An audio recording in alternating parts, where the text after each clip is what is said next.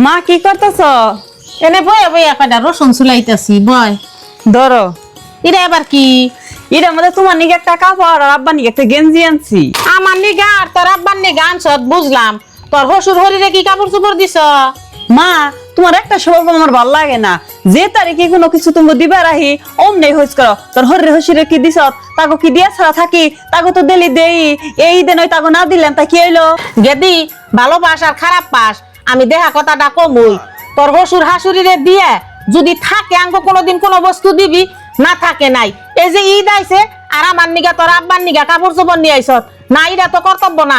তোকে কর্তব্য আগে তোর হসুর আর তোর হাসুরিরে দিয়ানোর লাগবো। তার কারণ তারাই হইছে তোর আপনজন, তাগো মনে দুঃখ দিয়া আঙ্গ কাপড় চোপড় দিয়া যাবি, এই কামটা তো তুই ভালো করস নাই।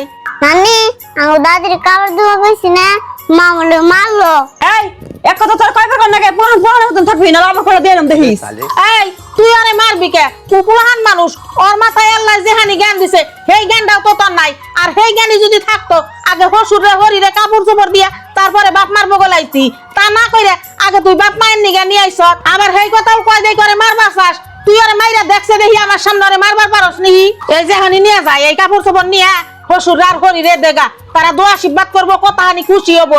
আঙ্গ দেন রাখবো না, আঙ্গ দিলেও আমরা দোয়া আশীর্বাদ করবো, আমরা না দিলেও দোয়া আশীর্বাদ করবো।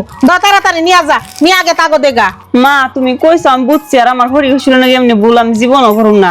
এই কাপড় তোমার নিকে নিয়ে আইছি, এটি এখন তোমরা পিন্দো, আমার হরি হুসুরের নিকে বাজার থেকে আমি কিনে নিয়ে যাবনি। না কাপড় এডি তুই নিয়ে তাগো দেগা, যদি পয়সা পাতি হয় তারপরে জামাইরে ডাকি নে, জামাইরে দিয়া পাঠিয়ে দিস। যা এডি নিয়ে তাগো দেগা। ও বতলে মামি যাই গে। ঈদের পরের দিন তোর হসুর হরিরে নিয়ে আঙ্গ বাড়িতে আহিস। যাও নানু, হ্যাঁ? ও